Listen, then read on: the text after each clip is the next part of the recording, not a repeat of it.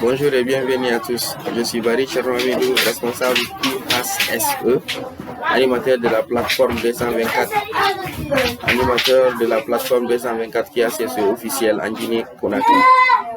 Nous sommes toujours sur le développement de l'inspection d'un dépôt hydrocarbures où nous avons parlé de 27 risques, de 6 modalités d'exposition et de 22 mesures de prévention que nous continuons encore à dicter.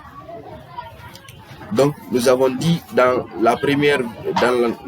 nos vidéos précédentes que les modalités d'exposition sont diverses et variées.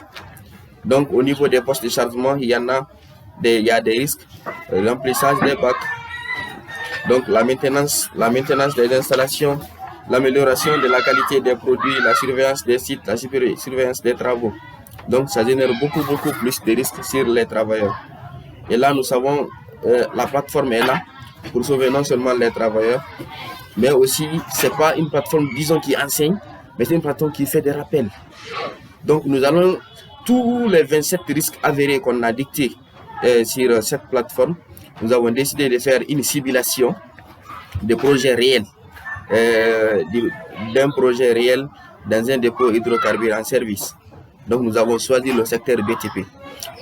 Nous allons commencer de l'installation du chantier, c'est-à-dire qu'au rendu du chantier, les étapes, les différentes étapes qu'on va affronter, quels sont les risques que le dépôt va influencer sur les travailleurs du secteur BTP. Quand même, je vous invite à continuer à vous concentrer sur la page. Nous avons beaucoup de choses à se détailler. Et là, nous allons continuer sur les mesures de prévention que nous avons déjà dictées. Donc, nous avons parlé de s'assurer de la bonne compréhension des fiches de données sécurité des produits qui nous permet de faire une association des produits existants et des produits qui entrent sans qu'il n'y ait un déclenchement de feu. S'assurer du bon fonctionnement des vannes, s'assurer du bon fonctionnement des instincteurs et c'est des groupes de secours. Il ne faut pas seulement prendre des instincteurs qui ne sont pas talonnés, dont la date est expirée, à côté juste pour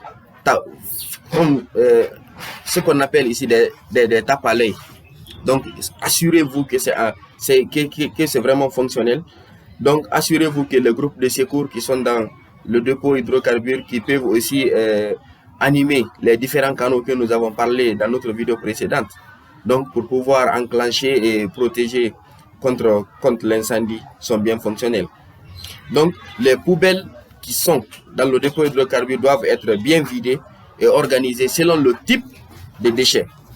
Donc, les déchets qu'on peut rencontrer dedans souvent peuvent être des cartons d'emballage des différents produits additifs que nous avons. Donc, ça peut être des chiffons, ça peut être des habits, ça peut être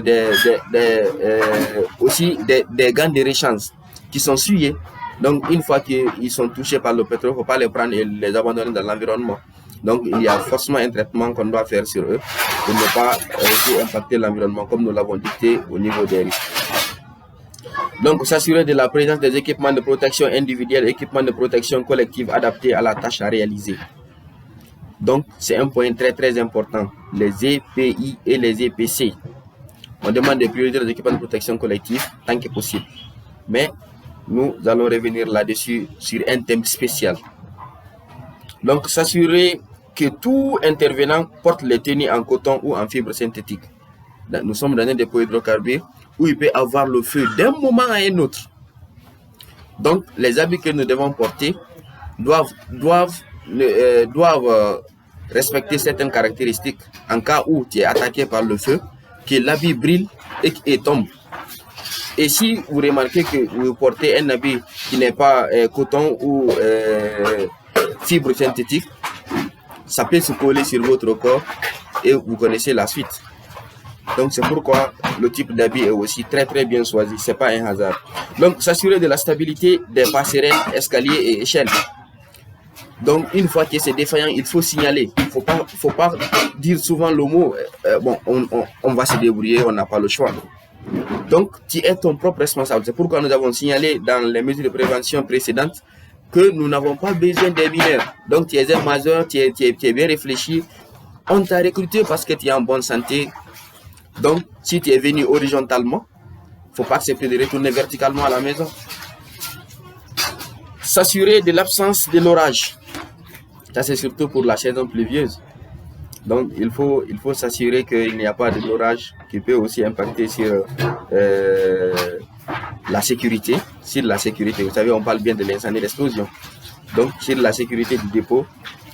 Donc, notez tous les dysfonctionnements. Le superviseur qui a ce qui doit être le premier à se présenter sur le chantier doit noter tous les dysfonctionnements, tout ce qui n'est pas bon, si c'est l'extincteur, si c'est les tuyauteries, si c'est les bacs, si c'est la maintenance, si c'est les échelles, les escabeaux, donc, ou tout autre moyen d'accès qui existe dans le dépôt. Il doit signaler tout ce qui est défaillant, remonter les informations aux responsables de ces différents départements, corriger les défauts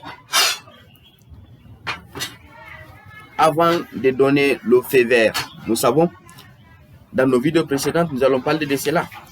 C'est le département QHSE qui donne l'autorisation de travail à tout le monde. Donc, il faut te rassurer aussi, puisque c'est une responsabilité qu'on t'a donnée. Il ne faut pas dire, par exemple, je suis le responsable QHSE. Donc, s'ils arrêtent ce dépôt-là tout de suite pour une maintenance de 40 minutes, donc je vais retarder le chargement de plus de 5 camions et c'est le cœur de l'État. Donc, quand ils regardent souvent ces différents facteurs, au lieu de retarder le pays de 40 à 1 heure du temps, tu vas retarder le pays pour plus de 30 ans. C'est possible, puisque l'incendie ne pardonne pas. Lui, il consomme tout. Et nous savons, il faut combien de temps pour un dépôt hydrocarbures? Ça demande beaucoup plus d'études. Donc, il faut retenir cela. Une fois que tu finis l'inspection en tant que superviseur qualité, santé, sécurité, environnement, tu vas te promener avec un carnet. Donc, tu notes tous les dysfonctionnements, tu remontes l'information au département qui doit corriger. Ça peut être le département électrique, donc ça peut être les maintenanciers, ça peut être le mécanique, ça peut être l'électronique. Donc, tu remontes l'information. Si par exemple, il y a d'autres travailleurs qui sont indispensables, mais qui sont sous l'effet de l'alcool et la drogue, il faut noter et empêcher de rentrer. Donc, quand même, il faut te rassurer que tout fonctionne très bien. Et par la suite, tu demandes aux travailleurs de démarrer. Donc, c'est ça qu'on avait à se dire par rapport à ce thème. Tout ce que je vous demande maintenant là, c'est de commenter par les critiques, suggestions, afin de répondre à vos besoins. Mais aussi, il faut partager la vidéo pour nous permettre aussi d'agrandir notre famille. Donc, bienvenue pour la suite de l'organisation, pour la suite de cette vidéo, pour la suite de notre chronologie. Nous avons parlé d'une simulation de projet où je vais vous parler un par un, risque par risque, leurs modalités d'exposition et les mesures de prévention. Donc, à bientôt pour une prochaine vidéo.